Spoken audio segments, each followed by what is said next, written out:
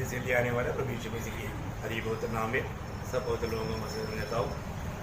प्रभु ने और भी एक दिन हमें मिलकर के प्रभु का महिमा करने के लिए अवसर दिया। ये भी हम प्रभु को बस में आता है तो हम कितना भी धन्यवाद करें तो कम है, क्योंकि प्रभु ने इतना उपकार हमारे जीवन में किया है तो हम गिनती भी नहीं कर सकता। तो आज भी प्रभु का अनुग्रह है, प्रभु ने हमको पवित्र उपस्थिति में लेकर आया।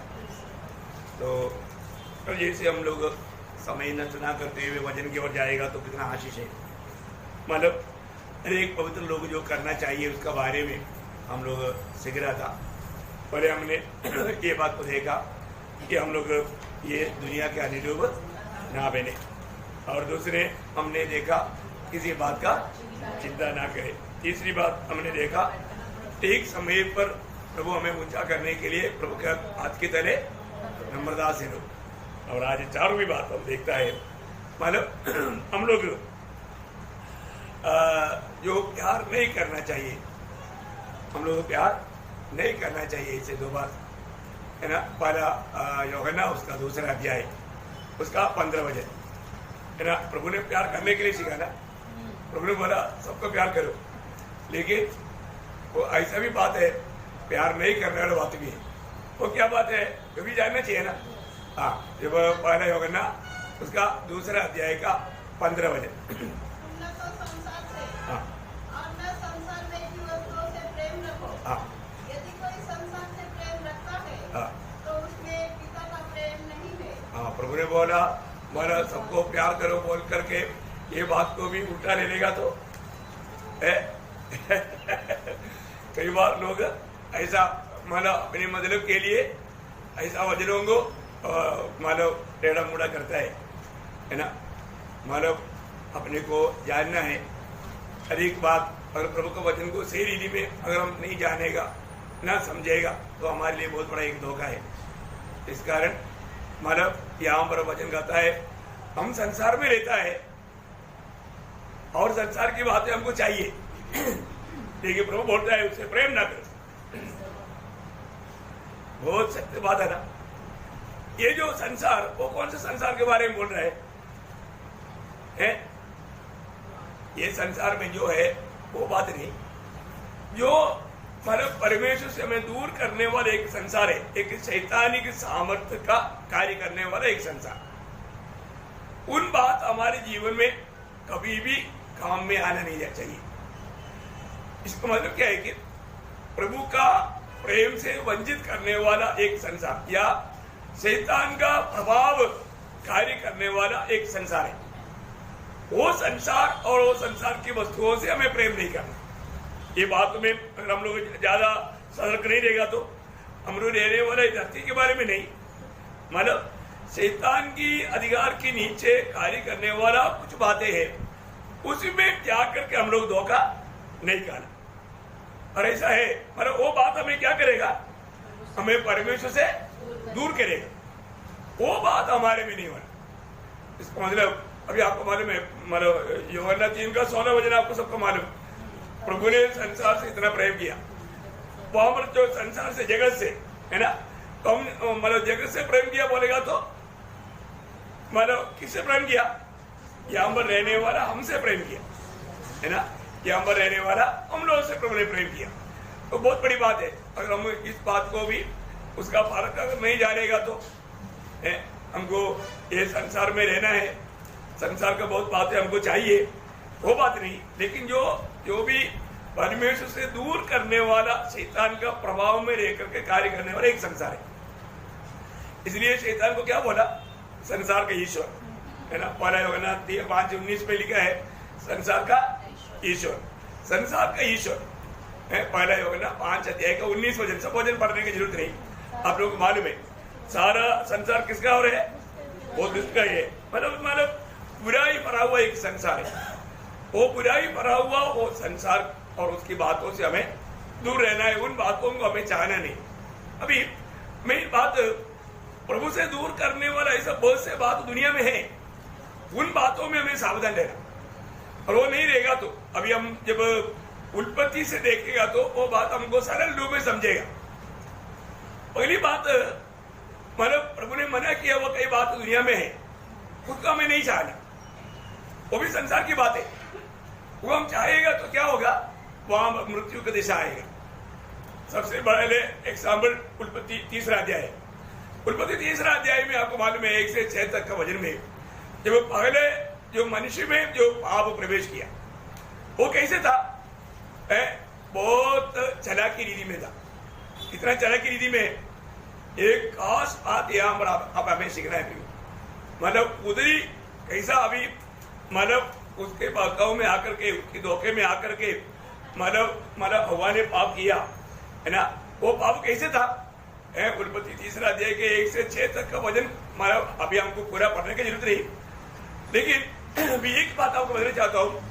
वहां पर शैतान आया और हवा से बात करके उसका दिल को बहकाया, बहकाते बहकाते बहकाते बात करते करते करते उस वृक्ष के पास लेकर आया जिस वृक्ष के फल खाने में प्रभु ने मना किया था, वो है भले बुरे के ज्ञान का वृक्ष। अभी वहां पर क्या हुआ, वो है इंपॉर्टेंट बात। शैतान या ये जो दुनिया, ये दुनिया की बातों में फंसने का 3 जाल लेता है। वो हमने जो पढ़ा हुआ उसका 16 वचन में, मतलब पहला यूहन्ना 2रा अध्याय का 16 वचन में। क्योंकि जो कुछ संसार में है, हाँ अर्थात शरीर की अभिलाषा हाँ और आंखों की अभिलाषा हाँ और जीविका का घमंड, हाँ वह पिता की ओर से नहीं हाँ परंतु संसार ही की ओर से है। हाँ, देखिए मतलब शैतान मनुष्य को फंसाने वाला 3 प्रकार का जाल। क्या है? 3 प्रकार का जाल। आपको मालूम है अभी भी इस पीढ़ी में भी शैतान लोगों को फंसाता है, तो ये तीनों में एक जाल में रहेगा, ये तीनों में से एक जाल में रहेगा। अभी यहां पर क्या हुआ, अभी एक ही इस परीक्षा में तीनों जाल बिछा हुआ था और तीनों जाल में हव्वा बुरी तरह से फंस गया। अब देखो सिर्फ अपन उसका 6 वचन पढ़ेंगे, बाकी संभव आपको मालूम है, लेकिन वो 6 वचन में ये तीनों बातें वो उत्पत्ति 3रा अध्याय का 6 वचन पढ़ेंगे। स्त्री ने देखा कि उस वृक्ष का फल खाने के लिए अच्छा, पहली बात देखने में अच्छा। देखिए यहाँ पर क्या हुआ है, इसमें आंखों की अभिलाषा हो गया। क्या हो गया? आंखों की अभिलाषा। हाँ, और देखने में मनभाऊ। हाँ, एक बात मतलब वापस पढ़ना शुरू से। स्त्री ने देखा कि उस वृक्ष का फल खाने के लिए हाँ, अच्छा, खाने के लिए मतलब शरीर का अभिलाषा। क्या हुआ? शरीर की अभिलाषा, खाने के लिए ये शरीर की अभिलाषा।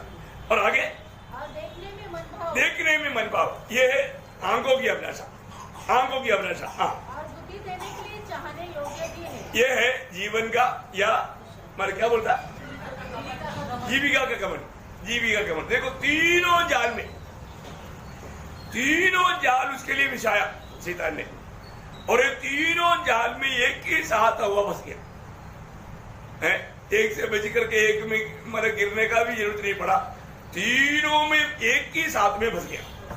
आप देखा तीनों में एक ही साथ फंस गए।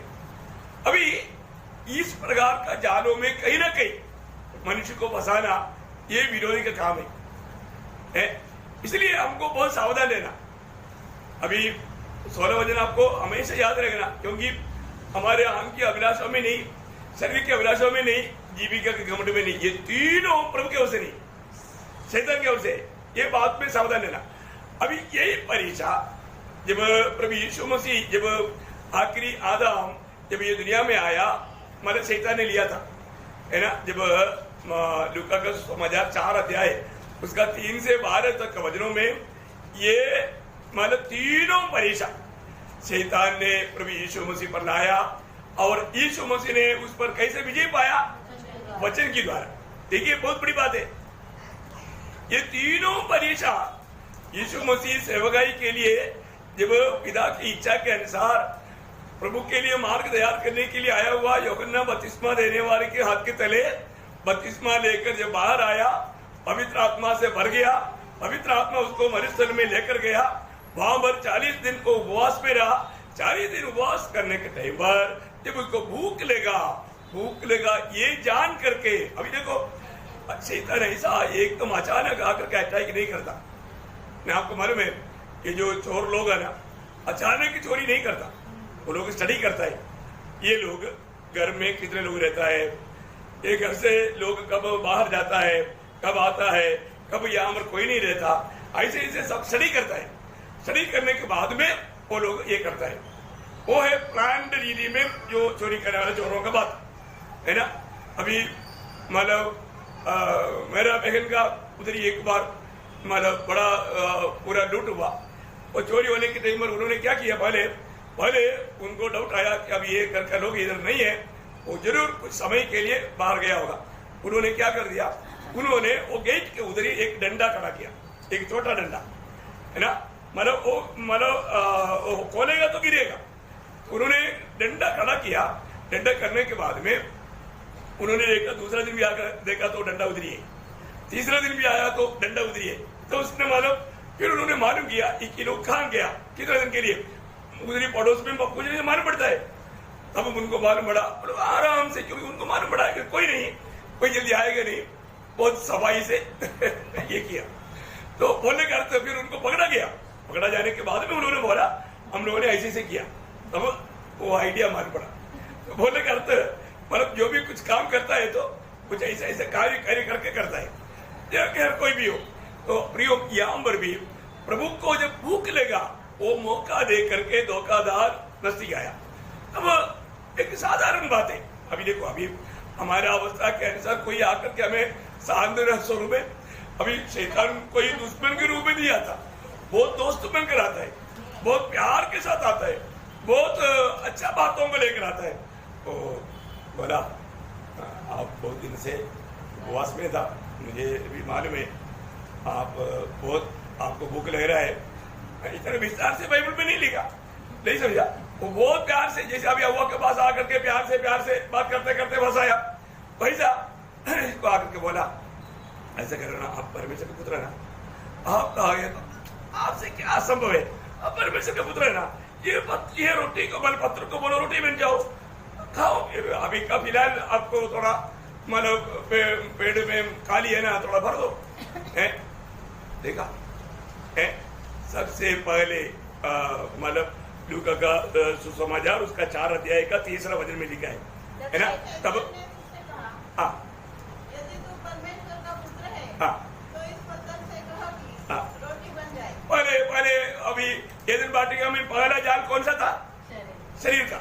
यहाँ पर भी कौन सा लाया, शरीर का। देखा, पगले जाल डाल करके देखा, वो जाल में प्रभु नहीं बसता है करके जब देखा, तुरंत उसने दूसरा जाल डाला, दूसरा जाल उसका 5 वजन, तब शैतान उसे ले गया हाँ, और उसको पल भर में जगत के सारे राज्य दिखाए। हाँ। तो इसका मतलब ये कौन सा हमारा जाल है, आंखों की अभिलाषा। देखा, पहले शरीर की अभिलाषा लाया, शरीर की अभिलाषा से वो बच गया तो तुरंत आंखों की अभिलाषा लाया, आंखों की अभिलाषा में भी बच गया तो उन्होंने क्या किया, उसका 9 वजन। तब उसने उसे यरूशलेम में जाकर हाँ, मंदिर के कंगूरे पर खड़ा किया हाँ, और उससे कहा, हाँ, यदि तू परमेश्वर का पुत्र है, हाँ, तो अपने आप को यहाँ से नीचे गिरा दे। हाँ। देखो, अभी यहाँ पर ये कौन सा अभिलाषा है, जीविका का घमंड। देखा, जीविका का घमंड मतलब दुनिया आपको कैसा क्या हमारा सम्मान नहीं करेगा, है जीविका का घमंड। तीनों जाल डाला, तीनों में प्रभु यीशु मसीह प्रभु के वचन की हमारे सहारे में विजय पाया। आप देखो, है ना, प्रभु यीशु मसीह ने वचन के द्वारा उस पर विजय पाया। क्योंकि हमारे भी जीवन में जब ऐसा कुछ परीक्षा आता है, उस समय में हम प्रभु के वचन के द्वारा विजय पाना है, प्रभु का वचन लेकर के हमें उसको सामना करना है, और कोई बातों से नहीं, सीधा हमारे जीवन में इस प्रकार का परीक्षा अनेक पवित्र लोगों के जीवन में आता है। ये तीनों परीक्षा आता है। आपको लगता है कि आपके जीवन में नहीं आया, आता ना है। ये तीनों प्रकार का परीक्षा हमारे जीवन में आता है, परंतु हम लोग उन परीक्षाओं में विजय पाता है क्या, है ना। ये दुनिया का ईश्वर कहलाने वाला शैतान हमें कहीं ना कहीं फंसा करके हमें धोखा देने के लिए प्रयास करता है। अभी आप देखिए, अभी मैं आपको एक बात बताना चाहता हूँ, इस प्रकार का बात होने के कारण प्रभु का वचन को पहला वरना दूसरा देखा 17 वचन दोनों पढ़ना। संसार और उसकी अभिलाषाएं दोनों मिटते जाते हैं। देखा, इसका मतलब क्या है कि मिट जाने वाला बातों के पीछे प्रभु के लोग कभी नहीं जाना है। संसार और उसकी अभिलाषाएं दोनों मिट जाएगा, संसार भी मिट जाएगा, उसकी अभिलाषाएं मिट जाएगा। ये भी एक गहराई में समझने वाली बात है। तो मैं आगे आपको समझाऊंगा। तो बहुत बड़ी बात क्या है कि हमारे जीवन में प्रभु की इच्छा जो निभाएगा वो हमेशा बना रहेगा। प्रभु की इच्छा, अभी आपको मालूम है यहां पर जो बोला वो प्रभु की इच्छा क्या है, जो प्रभु ने प्रकट किया वो इच्छा क्या है, प्रभु ने हमें प्रकट करके दिया वो इच्छा। अभी प्रभु की इच्छा क्या है करके ढूंढ करके परेशान होने की जरूरत नहीं। प्रभु ने बहुत से इच्छा हम पर प्रकट किया है ना। अभी आप लोगों को प्रभु का इच्छा मालूम है? अभी उस समय में भी आज भी प्रभु की इच्छा क्या है, जब मरकोस का सुसमाचार उसका 10 अध्याय उसका 27 हो जाए, मरकोस उसका 10 अध्याय का 27 हो जाए। यीशु ने उनकी ओर देखकर कहा, मनुष्य से तो नहीं हो सकता, परंतु परमेश्वर से हो सकता है, क्योंकि परमेश्वर से सब कुछ हो सकता है। नहीं, उसका 20 नहीं से है, मानो उसका 26 पढ़ना। वे लोग बेहकित होकर आपस में कहने लगे, तो फिर किसका उद्धार हो सकता है? नहीं, मानो पूर्ण मन से पूर्ण मैंने आपको बस नहीं 12 कृति से मैंने आपको किताबी गिनती बोला। लूक का 10 अध्याय का 27 वचन बोलना था, मैंने शायद गिनती से मार्कुस बोला ना। हाँ सॉरी, मतलब लूक का तो 12 का 30 है, मार्कुस में है तो कोई बात नहीं। मतलब लूक का 10 अध्याय का 27 वचन, सॉरी। उसने उत्तर दिया, हाँ। तू प्रभु अपने परमेश्वर से हाँ। अपने सारे मन और अपने सारे प्राण और अपनी सारी शक्ति और अपनी सारी बुद्धि के साथ प्रेम रख। हाँ देखो, यही सेम बात मरकोस 12:30 में भी लिखा है। एक्चुअली मैंने किताब गिनती से ये हुआ, मतलब अपने जीवन में ये बात देखना हम प्रभु से, और उसमें और भी एक शब्द में है बात। हाँ उसकी आखिरी बात, मतलब लूका 10 अध्याय के 27 का आखिरी बात। हाँ, और अपने पड़ोसी से अपने समान प्रेम रख। हाँ देखा, वो एक वचन में है ना, एक ही वचन में। तो ये एक ही वचन है बाइबल का सबसे इंपॉर्टेंट और महत्वपूर्ण वचन। मतलब हम लोग बोलते हैं ना, जब अपना एक पुत्र दिया वो महत्वपूर्ण वचन है, उसी प्रकार हमारे लिए जो प्रभु में आया हमारे लिए सबसे महत्वपूर्ण वचन है ये।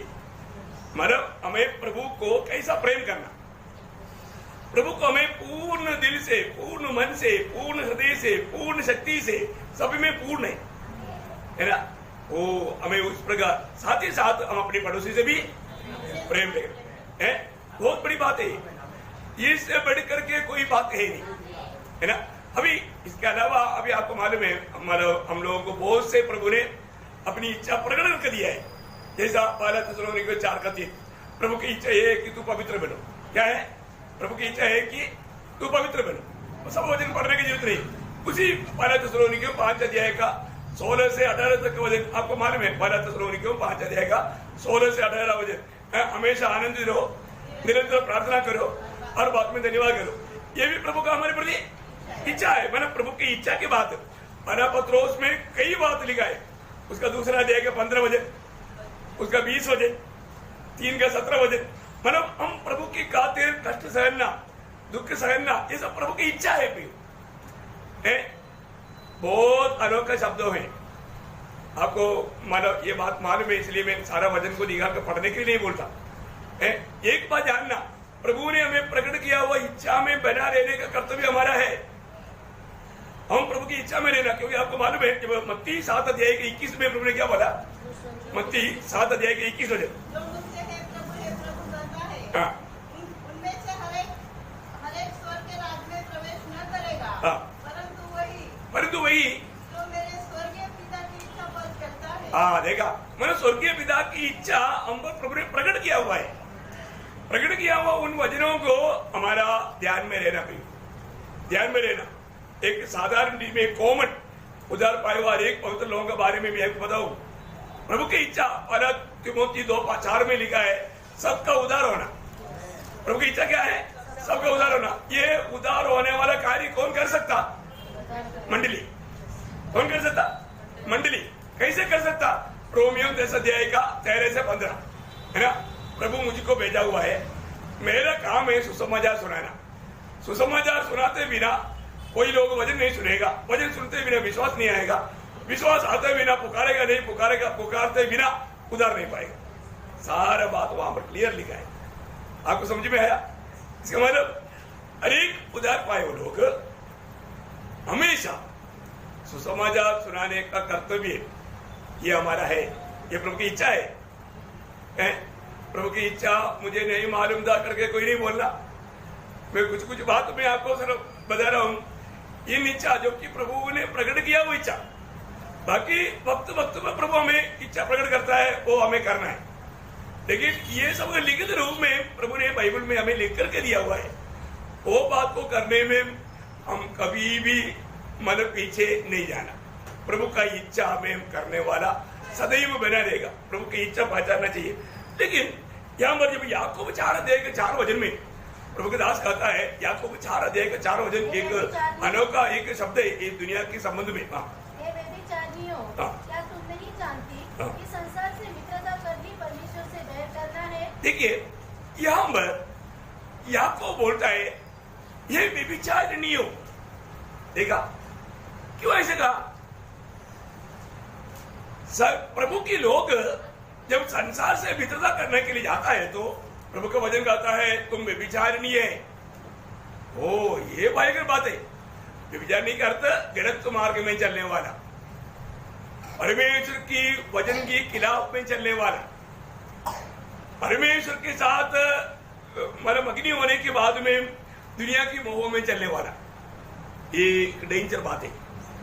प्रभु के साथ या जिसका उद्धार हुआ बहुत ध्यान से सुनना है, वचन पर बहुत ध्यान देना।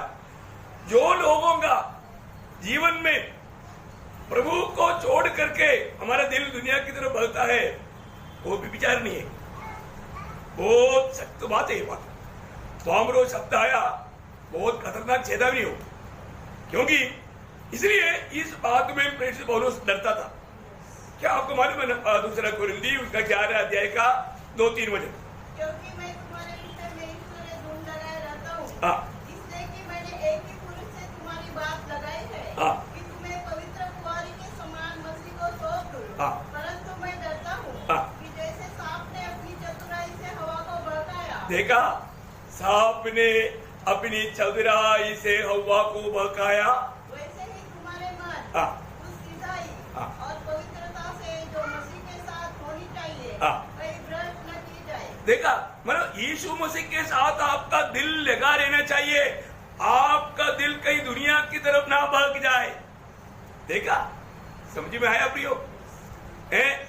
हम ये दुनिया में रहने के समय में दुनिया में भग जाने वाला एक खतरा रहता है, खतरा रहता है ना? इसलिए उन लोगों को प्रभु का दास बोलता है तुम व्यभिचार नहीं है, क्योंकि तुम्हारा मसीह के साथ तुम्हारा मगनी हो गया, फिर तुम दुनिया के मित्र होने के लिए कैसे जाते हैं? क्योंकि प्रभु बोला जैसे मैं दुनिया के नहीं हूं वैसे मैं भी दुनिया के नहीं। प्रभु के लिए अरे क्या वो लोग, वो दुनिया के रीति में नहीं सो सकता, दुनिया के रीति में नहीं चल सकता, दुनिया के पीछे नहीं जा सकता, मसीह के पीछे चलेगा। आज मैं मसीह के पीछे अगर नहीं चलता, आज बहुत लोगों के जीवन में क्या हो गया, प्रभु के लिए समय नहीं। जब भी वो पूछेगा तो बिजी किस बात में बिजी? दुनिया के लिए, दुनिया की बातों में। एक खतरनाक चेतावनी है। मैं आपको थोड़ा खोल कर आज बताऊंगा, थोड़ा ध्यान से समझना प्रियो, है ना? यहाँ पर का विषय में आपको मालूम है, यही विषय को लेकर के यीशु मसीह ने पहाड़ी उपदेश में कहा हुआ शब्द पिछले दिनों में भी हमने ध्यान किया, लेकिन थोड़ा उसको और गहराई में मैं आपको बताना चाहूंगा। मत्ती 6 अध्याय का 24 वचन। कोई दो स्वामियों की सेवा नहीं कर सकता, क्योंकि वह एक से बैर और दूसरे से प्रेम रखेगा, या एक से मिला रहेगा और दूसरे को तुच्छ जानेगा। देखिए, कोई भी व्यक्ति, अभी यहाँ पर आपको मालूम है, मानो ये दो स्वामी कौन कौन है? परमेश्वर और धन, परमेश्वर और धन, है ना? मतलब ये दो बात आप धन के जगह पर स्वयं को भी ले सकता है, धन के जगह पर स्वयं को भी, क्योंकि स्वयं के पीछे शैतान है, धन के पीछे भी शैतान है। आप देखिए, अभी हमने कल शायद देखा था ना, वो जो धनवान व्यक्ति, पिछले दिन में देखा था, जब उनके जीवन में वो प्रभु से बढ़ करके उन्होंने क्या चाहा था? धन को देखा, है ना? वो वचन वापस एक बार थोड़ा सा उसका 10 अध्याय का 21-22 वचन, मरकोस उसका 10 अध्याय का 21-22। दृष्टि करके उसे प्रेम किया हाँ। और उसे कहा हाँ। तुझमें एक बात की घटी है, हाँ। जा जो कुछ तेरा है उसे बेचकर कंगालों को दे हाँ। और तुझे स्वर्ग में धन मिलेगा हाँ। और आकर मेरे पीछे हो ले। हाँ। इस बात से उसके चेहरे पर उदासी छा गई हाँ। और वह शोक करता हुआ चला गया हाँ। क्योंकि वह बहुत धनी था। देखा, मतलब इसका मतलब क्या है कि उस व्यक्ति ने मतलब क्या किया, प्रभु से बढ़ करके दुनिया के धन को प्रेम किया, चाहा, प्रेम किया, है ना। इसलिए उसको वो बात बहुत भारी लेगा। मैं एक बात आपको बताऊं, एक व्यक्ति को यदि सच्चा समझ मिल जाए फिर वो दुनिया का धन से प्रेम नहीं करेगा, दुनिया के धन से प्रेम नहीं करेगा। एक बात मैं आपको बताना चाहता हूं, जो आप साथ में स्वर्ग में ले नहीं जा सकता वो पहले प्रभु के लिए छोड़ देगा तो बहुत बड़ा प्रतिफल है। समझ में आया? जो आप ये दुनिया से स्वर्ग में लेकर नहीं जा सकता, ऐसे बात तो प्रभु के खातिर पहले छोड़ देगा तो आपको स्वर्ग में बड़ा प्रतिफल है। उसमें आपका धन रह गया, आपका एजुकेशन, ये दुनिया से कोई एजुकेशन लेकर के स्वर्ग में जाएगा कोई फायदा है नहीं। ये दुनिया से मिला हुआ कोई स्थान मान लेकर के स्वर्ग में जाएगा कोई फायदा है? मैं उधरी एमएलए था, एमपी था, कोई फायदा है? कोई फायदा नहीं।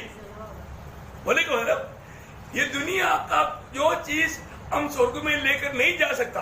देखो, आज आप एजुकेशन पाएगा तो दुनिया की नीति में फायदा है, आपको अच्छा नौकरी मिलेगा, अच्छा तनख्वाह मिलेगा, वो सब बात अलग है। लेकिन तभी भी एक बात जानना, उसके प्रति आप प्रभु को नहीं भूलना, प्रभु को नहीं छोड़ना। ऐसा बात आ गया तो वहां पर एक बड़ा धोखा हो जाएगा। है? इसका मतलब क्या है कि एक बात ये जानना, मैं स्वर्ग में क्या लेकर जा सकता है, उस बात पर मैं ज्यादा से ज्यादा मेरा मन लगाऊं, उस कामों में मैं अधिक ध्यान दूं। अगर ऐसा नहीं है तो प्रभु की दृष्टि में वो एक प्रकार एक गुनाहगार रह सकता है। ओके, कोई बात नहीं। अभी आप पढ़िएगा पहला तिमोथी उसका 6 अध्याय उसका 8 से 10 हो जाए। पहला तिमोथी 6 अध्याय का 8 से 10। यदि हमारे पास खाने और पहनने को हो तो इन्हीं पर संतोष करना चाहिए। देखो, खाने के लिए, पीने पहनने के लिए तो प्रभु का वचन कहता है इनमें संतोष करना चाहिए। अभी आगे नो, पर जो धनी होना चाहते हैं वे ऐसी परीक्षा और फंदे और बहुत सी व्यर्थ और हानिकारक लालसाओं में फंसते हैं जो मनुष्य को बिगाड़ देती है और विनाश के समुद्र में डुबा देती है। देखिए, यहाँ पर एक बात जानना, क्योंकि रुपये का लोभ सब प्रकार की बुराइयों की जड़ है। देखा, मतलब इस रुपयों का लोभ या धन का लोभ सब प्रकार का बुराइयों का जड़ है। जिसे प्राप्त करने का प्रयत्न करते हुए बहुतों ने विश्वास से भटक कर अपने आप को नाना प्रकार के दुखों से छलनी बना लिया। ओ, देखा, इसका मतलब एक बात जानना पड़ेगा, हमारे अंदर इस दुनिया का धन की प्रति और हमारे जीवन में मतलब उसको प्राप्त करने की प्रति एक प्यास रहेगा तो पहली बात वो पाप का गुलाम बनेगा। क्या बनेगा? क्योंकि धन का लोभ पाप का जड़ है। तो धन की लोभ हमारे अंदर रहेगा तो वो पाप का गुलाम रहेगा, पहली बात। क्योंकि आपको मालूम है यीशु मसीह ने बोला जो पाप करता है पाप का गुलाम है, यूहन्ना 8 का 34, आपको मालूम, लिखने की जरूरत नहीं। और दूसरा बात क्या बोलता है, वो एक आत्मिक अंधा बन जाएगा। ये धन का लोभ क्या करेगा? आत्मिक अंधता लाएगा। देखिए, उसके एकदम सबूत है, मतलब अपना दूसरा तिमोथी 4 अध्याय का 10 वचन में देमास के बारे में लिखा। देमास प्रभु के दास के साथ चला, लेकिन प्रभु के दास पौलुस के साथ चलने के समय में ठीक प्रकार बोलेगा तो पेड़ भर का खाना भी नहीं मिलता, फिर मिलता है तो माल मिलता और भागना पड़ता। बोला इससे अच्छा मैं दुनिया की रीति में चल करके भक्ति करूंगा और वो भक्ति में मेरे को बहुत फायदा है। इसलिए वो वहां पर ऐसा प्रयोग दिया है, देमास ने संसार को प्रेम करके मुझे छोड़ गया। इसका मतलब समझ में आया, उसको संसार का प्रेम आया, बोलेगा तो उसको ये दुनिया में संसारी रीति में एक अच्छा स्टैंडर्ड जीवन बिताने का इच्छा आया।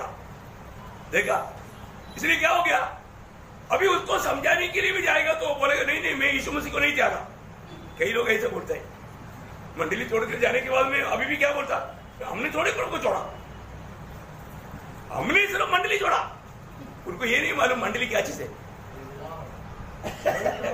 मंडली छोड़ने का अर्थ है भाई प्रभु को छोड़ा। अभी देवदास को कितना भी समझाएगा तो उसको समझेगा नहीं, क्योंकि वो आत्मिक अंधा हो गया। उनको क्या लगता है अभी भी मैं यीशु मसीह से प्रार्थना करता हूँ, अभी भी मैं सुसमाचार सुनाता हूँ, अभी भी मैं वो करता हूँ ये करता हूँ। नो, आपको एक बहुत भयंकर धोखा हुआ। आप इस दुनिया की चाहत तुम्हें, दुनिया को प्रेम करके प्रभु का प्रेम से वंचित हो चुका है, प्रभु का एक प्रकार वैरी बन चुका है, और ये सब अभी भी आप प्रभु का काम में नाम में कर रहा है। जैसे अभी राजा शाऊल आत्मा निकल गया तो भी अभी भी भविष्यवाणी करता है। कैसे करता? कौन सा आत्मा में करता? दुष्ट आत्मा में करता। एक्सपीरियंस लेकर के चलने वाला जीवन नहीं प्रियो, मसीह जीवन बहुत ध्यान से समझना है ना। ये जो धन का, पहले बात हमें पाप का घोड़ा बनाएगा, दूसरी बात हमारा आत्मिक दर्शन नष्ट करेगा, तीसरी बात क्या मालूम है, हमारे जीवन को खत्म कर देगा। मतलब इस दुनिया का जीवन को खत्म कर, या मृत्यु लाएगा। ये पाप, ये धन का, ये जो बात या उसका आशा हमें क्या करेगा, हमारे ये जीवन को खत्म कर देगा। उसका सबसे बड़ा दृष्टांत है अनन्या सफीरा। अनन्या सफीरा के जीवन आपको मालूम है वो क्यों मर गया? ये धन के पीछे है ना। आप प्रेरितों का आपको मालूम है, प्रेरितों का उसका 5 अध्याय का 3-4 वचन।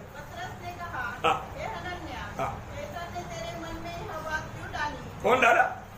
शैतान मन में कुछ बात डालता है प्रियो।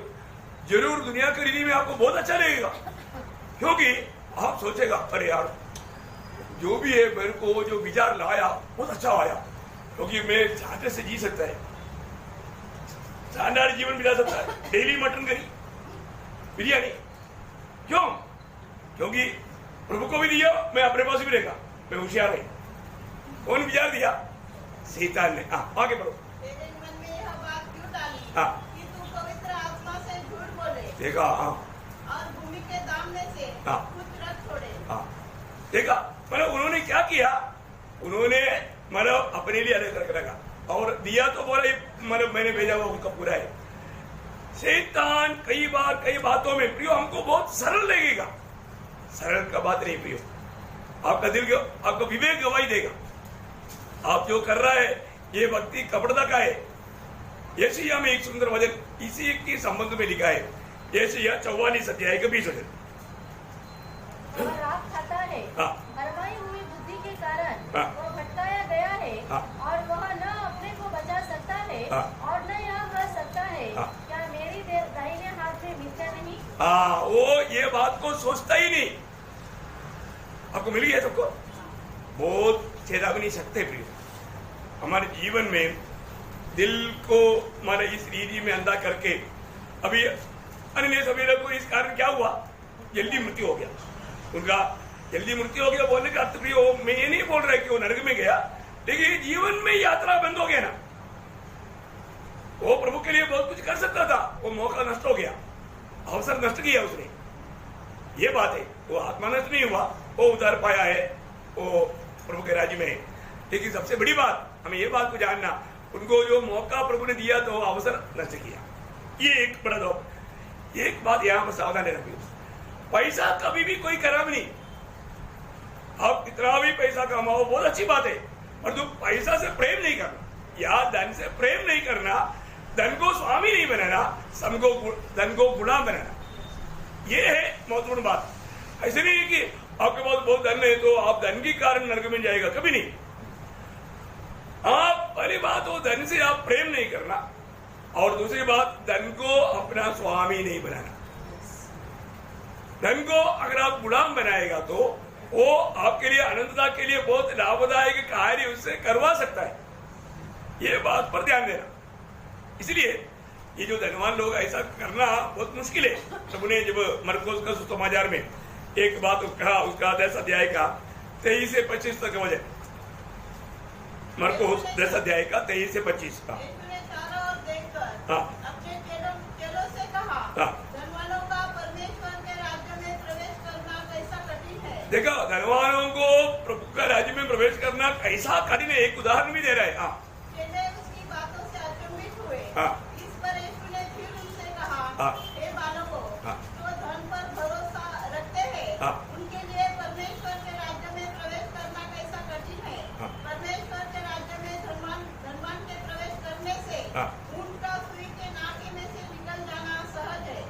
देखा कितना भयंकर बात है?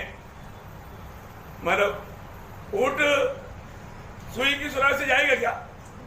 एक्चुअली यहाँ पर जो सुई का सुराग जो बोला, चरित्र मला बताता है कि मला यरूशलेम में शाम के टाइम पर क्या होता, मेन गेट बंद हो जाता, उसके बाद में एक छोटा गेट है जो देर से आने वाले लोगों को झुक करके जा सकता है, तो वो गेट को बोलता है सुई का गेट। उसका बारे में है करके वेद ज्ञानी लोग बोलते हैं, हमें उसका बारे में कोई तर्क करने की जरूरत नहीं। अभी दूर जाने वाला ऊँटों को क्या करता, फिर उनको नीचे बैठा था, बैठने के बाद में कुछ लोग मिल करके नीचे बोरी डाल करके और गिले में रेसी भी डाल करके खींचता है, खींच करके बड़ा मुश्किल से मानव अंदर लाता है, ऐसा ऐसा बोलता है। अभी आपने को इतना बारे में ज्यादा इसमें भी लिखा है, लेकिन उसमें कोई ये बात नहीं, लेकिन बड़ा मुश्किल से कोई कोई आता नहीं, आपको मालूम है ऊँट का अवस्था क्या है, कोई कोई उसमें निकलता नहीं। खैर उससे भी बात ये, परंतु प्रभु से के लिए कोई भी काम असंभव नहीं है। इस धन के बारे में जो अभी हमने पहला तिमोथी 6:9 वचन में जो लिखा था, थोड़ा वो 9 वचन वापस एक बार पढ़ना। जो धनी होना चाहते हैं, वे ऐसी परीक्षा। पहली बात, ये जो धन के पीछे जाएगा तो परीक्षा आएगा, परीक्षा, और वो परीक्षा में पड़ जाएगा, क्योंकि आपको मालूम है धन के पीछे जाने वाले व्यक्ति परीक्षा से पार होना बहुत मुश्किल है। धन के पीछे अगर हमारा मन लग गया तो, अभी एक बात मैं यहाँ पर बताना चाहता हूँ, कई लोगों के अंदर प्रभु ये धन की अभिलाषा डाल देता है, तो आत्मीय जीवन में वो नष्ट होने के लिए, आत्मीय जीवन गिर जाने का कारण बन जाता है। उसका एक एग्जाम्पल, ये सब बात तो बाइबल में है, वचन में है ना। दूसरी राजा उसका 5 अध्याय का 20 वचन पढ़ेगा तो वहां पर हम देखते हैं कि एक श्रीमान गेहसी जब भी परमेश्वर के भक्त एलीशा का सेवक गेहजी सोचने लगा, मेरे स्वामी ने तो उस आरामी नामन को ऐसे ही छोड़ दिया है जो वह ले आया था, उसको उसने न लिया, परंतु यहोवा के जीवन की शपथ, मैं उसके पीछे दौड़कर उससे कुछ न कुछ ले लूंगा। देखिए, एक बड़ा परीक्षा उसके सामने आया, उसके अंदर नयमान ने लाया हुआ वो धन के ऊपर उन्होंने उनका दृष्टि लगाया तो उनको लालच आ गया। उन्होंने बोला मेरा गुरुजी ने तो लिया नहीं, लेकिन मैं लूंगा। देखा वो एक लालच, उन्होंने देखा उनके अंदर लालच, ये परीक्षा। हम लोग कई बात देखता है तो कई बात हमारे अंदर जो उत्पन्न करता है, उसके पीछे शैतान का हाथ है।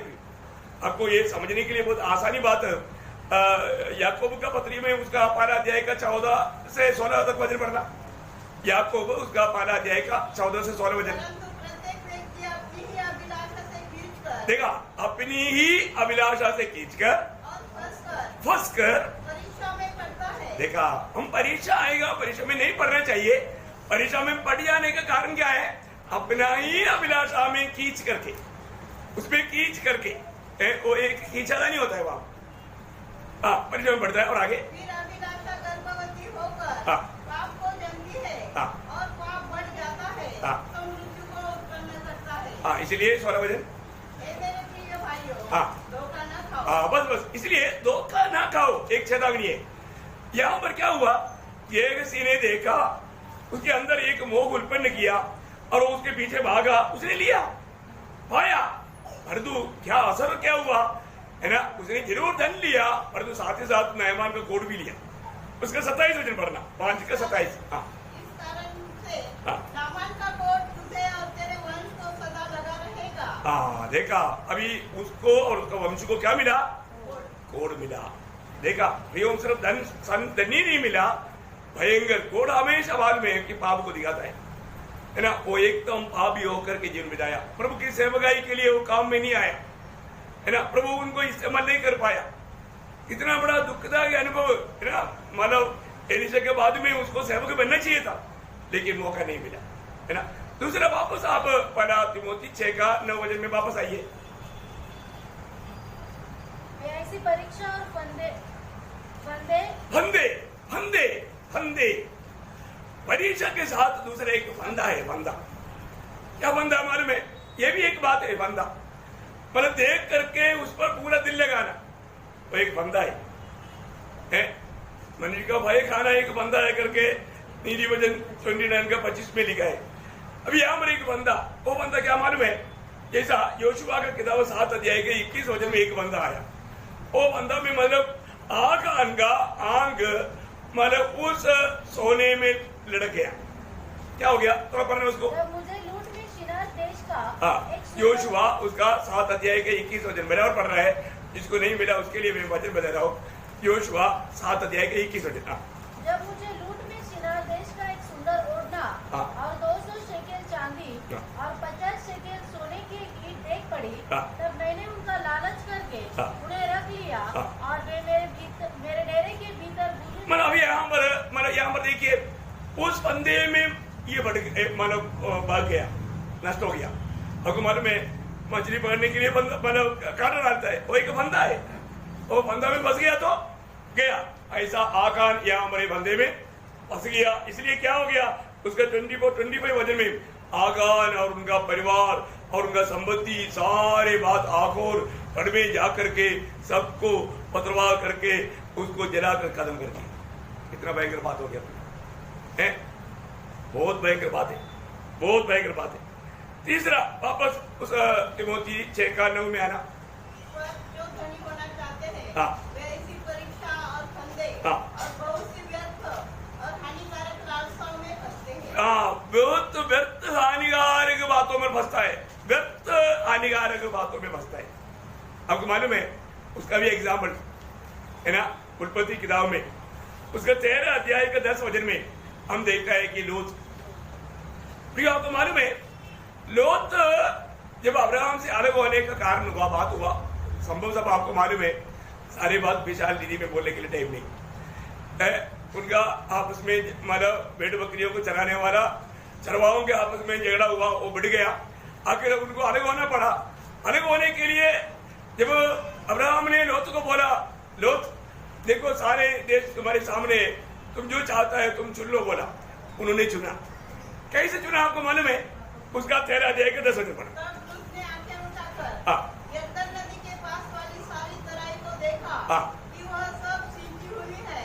जब तक यहोवा ने सदम और अमोरा को नष्ट न किया था, तब तक सोर के मार्ग तक वह तराई यहोवा की वाटिका और मिस्र देश के समान उपजाऊ थी। देखा, यहोवा की ये दिन बगीचा था, इतना सुंदर आशीर्वाद जैसा एक मतलब जमीन था, वो सौदों को मारा, इसलिए उसमें वो आगे आकर्षित हो गया, उसको आंख से देखा अच्छा लगा। आंख से जो भी देखता है अच्छा लगता है, उसके पीछे मत जाना फिर। इसलिए क्या फल हुआ, वो मैं जल्दी पढ़ करके बजा कर आगे बढ़ू। उसका 19 अध्याय में, उत्पत्ति 19 अध्याय उसका 16-17 वचन।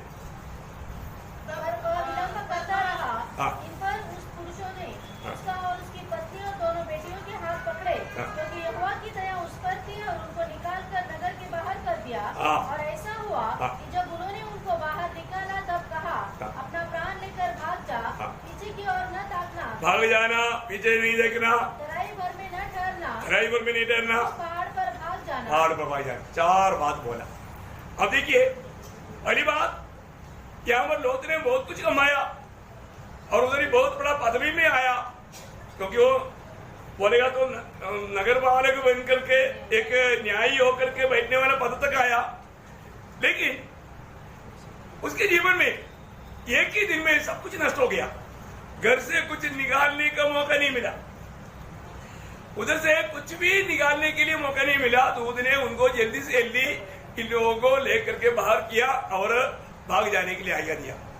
और इतना ही नहीं, उसके 26 वचन,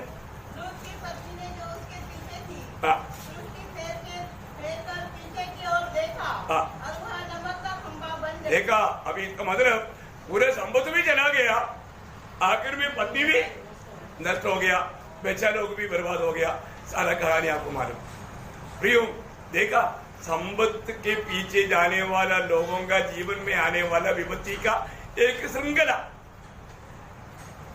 अभी ये संपत्ति वास्तव में हमारे जीवन में हरेक के प्रति, हरेक लोगों के जीवन में ऐसे ही काम होना कोई जरूरी नहीं, परंतु बहुत लोगों के जीवन में ऐसा अवस्था आ सकता है।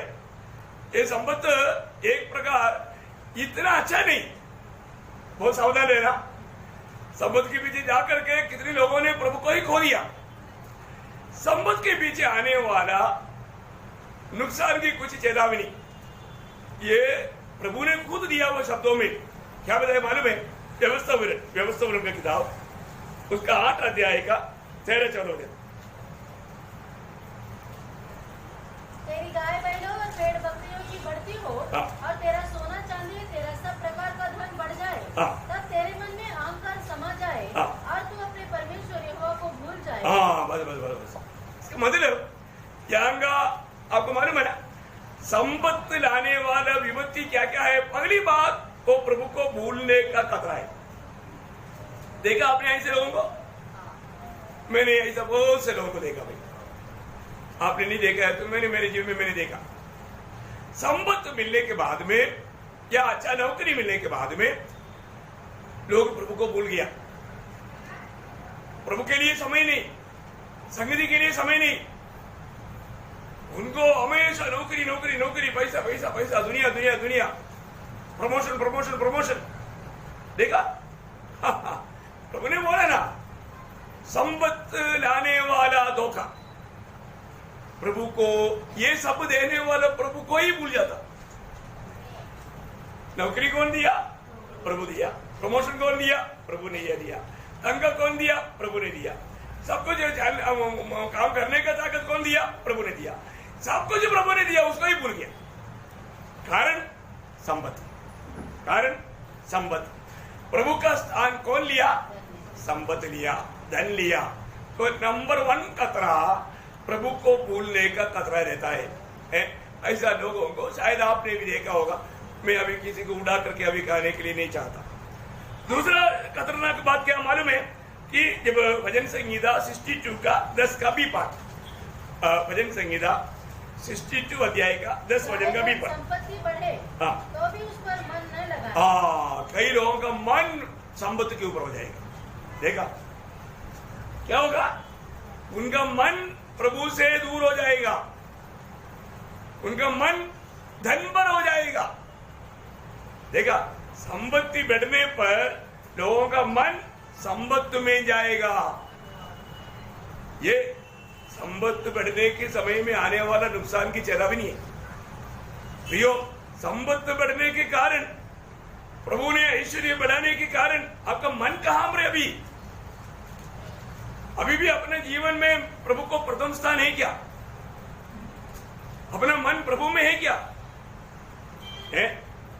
बहुत ध्यान से देखना प्रियो। अभी भी आपको मालूम है, धन बढ़ने के समय में लोग सोचता है चलो प्रभु मेरे साथ नहीं तो भी धन है ना, मैं अपना काम कर लूंगा। देखा, उनका मन बढ़ गया, मन उनका धन पर हो गया, मन उनके नौकरी में हो गया। प्रियो, आपको धन आपका मन को बहका सकता है। आज आपका मन प्रभु में है, प्रभु की उपस्थिति में बैठने के टाइम पर भी धनवान लोगों का मन धन में रहता है, धन बहक जाता और मन बहक जाता। देखा, धन लाने वाला विपत्ति। तीसरे एक विपत्ति क्या मालूम है? नीति वचन 28 अध्याय के 20 वचन, नीति वचन 28 का 20। सच्चे मनुष्य पर बहुत आशीर्वाद होते रहते हैं, परंतु जो दोषी होने की उतावली करते हैं वे निर्दोष नहीं ठहरता। बोलने का मतलब वो विश्वासघाती निकलेगा, वो विश्वासघाती निकलेगा। धन बढ़ने के कारण बहुत से लोग विश्वासघाती होने की खतरा रहता है। Praise the Lord. शक्ति ज्यादा भी नहीं है प्रियो, है ना? इसलिए मतलब धन की ऊपर मन लेकर के या धन की आग्रह में फंस करके विश्वासघाती होकर के जीवन नहीं बिताना प्रिय, बहुत भयंकर धोखा हो जाएगा। और एक चेतावनी मैं आपको बताऊं, जब मत्ती की समाचार उसका 19 अध्याय उसका 23 वचन, मत्ती उसका 19 अध्याय का 23 वचन। अपने चेलों से कहा, मैं तुमसे सच कहता हूं कि धनवान का स्वर्ग के राज्य में प्रवेश करना कठिन है। देखा, मैंने उसको स्वर्ग राज्य में प्रवेश करने के लिए अभी हम लोग ये बात पहले बहुत बार ध्यान किया, मैं इसको ज्यादा बोलने की जरूरत नहीं। उनका धन के कारण वो स्वर्ग राज्य में प्रवेश नहीं किया, उनको प्रभु से बढ़कर के धन अच्छा लगा। देखा, धन हमें देने वाला धोखा हमें स्वर्गराज से भी बाहर ले जाएगा, स्वर्गराज में जाने नहीं देगा। बाप रे, कितना भयंकर खतरनाक बात है ना, है? प्रभु का एक एक शब्दों में कितना वजन में कितना गहराई है। और एक खतरा मैं आपको बताऊं, वो आज भी बहुत लोगों के जीवन में प्रभु की उपस्थिति में आकर के वचन सुनने का मौका मिलने पर भी ये धन की बात वो एक फलदायी जीवन बिताने नहीं देता है ना। मरकुस उसका 4 अध्याय उसका 19 वचन, मरकुस उसका 4 अध्याय का 19 वचन। और संसार की चिंता और धन का धोखा और अन्य वस्तुओं को लोग उन्हें समाकर वचन को दबा देता है और वह निष्फल रह जाता है। देखा, ये धन की धोखा बोले कि मतलब धन के बारे में विचार, वो डेली उधर तक जाने के लिए इतना पेट्रोल लगेगा, इतना पैसा खर्चा होगा, गाड़ी में इतना पैसा खर्चा, प्रभु ने इतना दिया, लेकिन तकलीफ धन धन धन के बारे में सोच सोच करके लोग संगतियों में छोड़ देगा, है ना। बाकी दुनिया भर की बात पाने के लिए कितना भी खर्चा करेगा, नो प्रॉब्लम। अरे जो प्रभु के खातिर धन धन धोखा देता, निष्फल अवस्था में, वजन आने पर भी वो निष्फल अवस्था में मिल जाता। आप देखो तो वजन मतलब धन क्या करता है, कई प्रकार का, अभी हमने जो तिमोथी 6:9 में पढ़ा था ना, परीक्षा, कई प्रकार का परीक्षा में वो पड़ जाता है। उसका मतलब धन की विपत्ति है, लेकिन धन को सही प्रकार में आपको बोला, धन से प्रेम ना करो, धन को अपने गुलाम बनाओ और धन को सही प्रकार प्रभु के महिमा के लिए इस्तेमाल करो, वो प्रभु से बहुत आशीष पाएगा।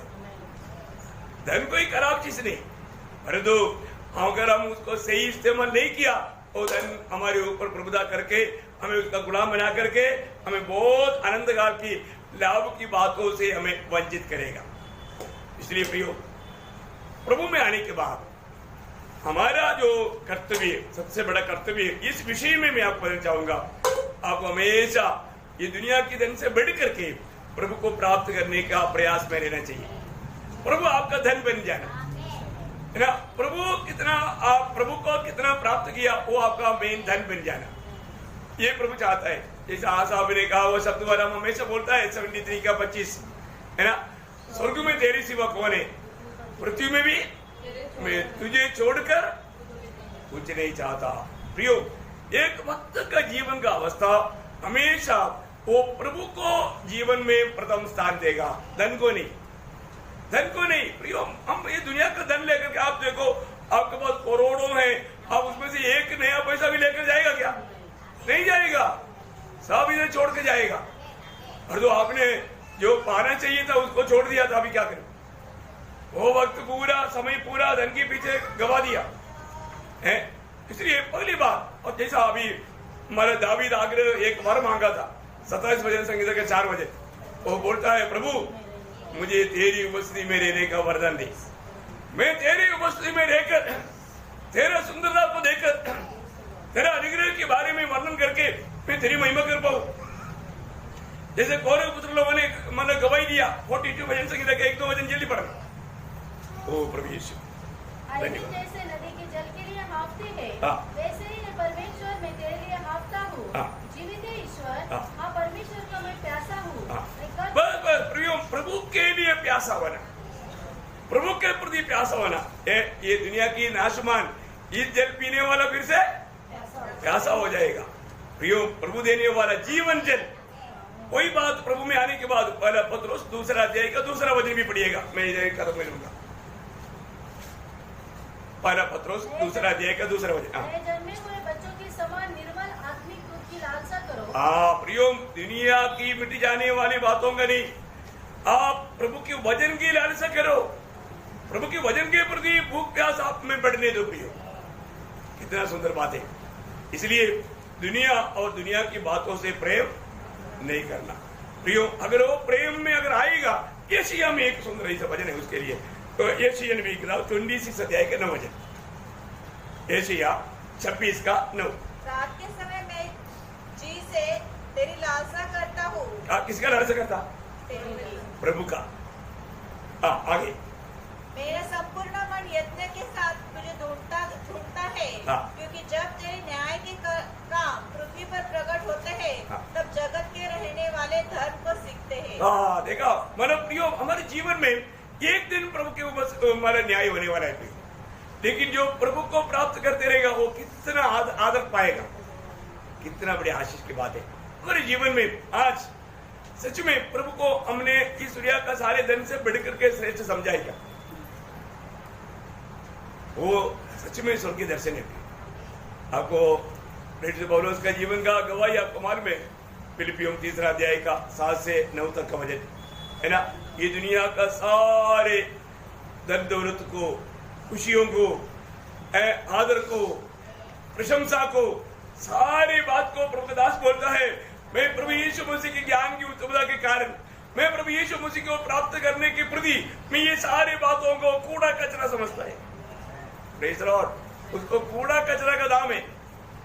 दुनिया का धन, दुनिया की दौलत, दुनिया का खुशी, स्थान मान, आदर सम्मान, सब बात प्रभु का दास बोलता है ये सब कूड़ा है। मसीह को प्राप्त करना भी, मसीह को प्राप्त करना वो हमारा धन है। यीशु मसीह हमारा धन बन जाना है ना। यीशु मसीह हमारा धन बन गया तो हम स्वर्ग में बहुत सम्मान पाएंगे। वो व्यक्ति का स्वर्ग बहुत बड़ा आदर करेगा। प्रियो, आप सोचिए जीवन की यात्रा कहां के लिए। आज भी प्रभु का आगमन हो सकता है, परंतु कहां तक हमें मसीह के रूप में बन जाने के लिए, मसीह के स्वभाव में बढ़ने के लिए मेरे से कहां तक हो पाया। संसार का प्रभु आता है परंतु उसको मेरे साथ कोई कार्य नहीं। बोलने का अर्थ क्या है प्रियो? प्रभु पर दुनिया का कोई भी बात में दोष लगाने के लिए शैतान के पास कुछ भी बात नहीं है ना। हमारे जीवन में भी ऐसे होना ये प्रभु की इच्छा है। प्रियो परखो, अपने आप को जांचो। आज भी ये संदेश हमारे पास आया, हम प्रभु के पास आने के उद्देश्य क्या है? कई लोग प्रभु का सुसमाचार सुना करके बोलते हैं आओ आओ आशीष मिलेगा, आशीष मिलेगा। दुनिया में ले जा रहा है। देखो, एक बंधन से दूसरा बंधन में डाल रहा है। प्रियो, हमारे जीवन में प्रभु हमें आनंदता की ओर ले जा रहा है, स्वर्गीय बातों की ओर ले जा रहा है, स्वर्ग की आशीषों से हमें प्रभु भरना चाहता है। आज हमारे जीवन के लक्ष्य क्या है? आज मैं एक प्रभु का बेटा बन करके वो स्वर्ग के सारे आशीष का मैं बिल्कुल अवकाशी बन गया, मैं एक प्रभु का बेटा बन गया, मैं एक पवित्र जन बन गया। ये बात का समझ लेकर के जीवन की यात्रा है क्या है? आज भी प्रभु आ सकता है, कभी भी किस घड़ी को भी प्रभु आ सकता है। हम प्रभु के आगमन की तैयारी में है क्या है? जरूर हमें अपने आप को परखना। प्रियो, प्रभु का वचन कहता है तुम दुनिया से और दुनिया की वस्तुओं से प्रेम ना रखना। हमें सबको प्रेम करना, लेकिन ये बातों से प्रेम नहीं करना, नहीं तो हम प्रभु का दुश्मन बन जाएगा, प्रभु का वैरी बन जाएगा। प्रियो, प्रभु का वैरी होकर के नहीं, प्रभु का मित्र बन करके, प्रभु का सच्चा चेला बन करके है ना, प्रभु को प्रसन्न करने वाला बनकर जीवन बिताने के लिए प्रभु वचनों के द्वारा सबको सहायता करे, सबको प्रभु आशीष दे, प्रभु को महिमा मिले। आमीन।